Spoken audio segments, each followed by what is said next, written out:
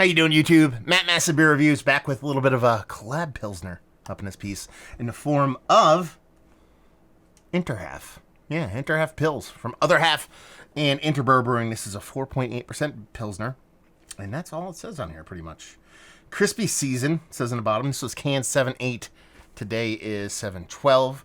Very, very fresh. And yeah, a couple things about this. One, it says Einen Zischen. I can't pronounce it because I suck. That means knock it back, which is absolutely fucking fantastic. And two, this got to be their take.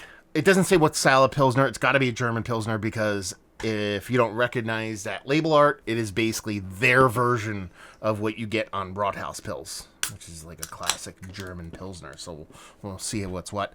I like the label. I mean, I guess it's a more homage and ripping off because no one's going to confuse that with Rathaus. I mean, that thing comes with like a big foil bottle and all kinds of craziness going on. So we'll see what's what. This comes courtesy of my boy Keith, just so you guys know.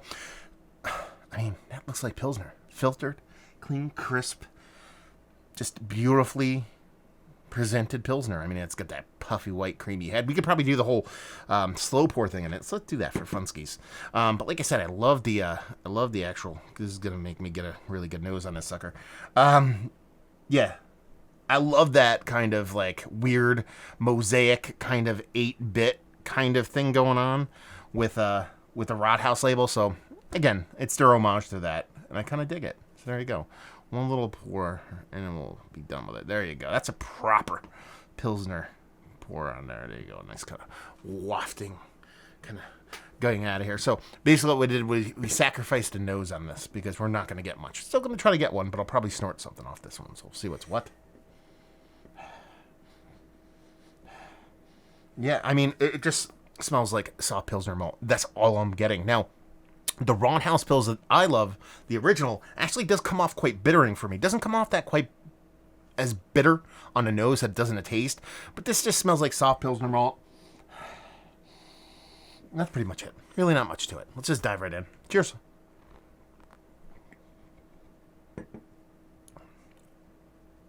Oh, it's very close, actually.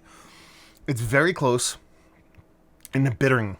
I didn't think it was going to get there because of the nose, but like I said, that Rathaus Pils doesn't really give you that much bittering on the nose, but it's there in the taste. So it's a little bit more aggressive than we kind of associate with a German Pilsner. So that bittering is quite big. Old school, Zazie, Hallertau hopped kind of bittering on there. Nothing as much as far as fruitiness goes. Nothing as much as far as any other characteristic. It's a bittering, tannic, tea-like kind of hop to it that comes off quite nice. Maybe just a skosh, a hair smaller than the Rathaus Pils, but very close. Where this differs quite a bit is in the malt bill. And I shouldn't even say malt. There's this sweetness that's very close to being a subtle, very, very, very, very, very subtle sour to this.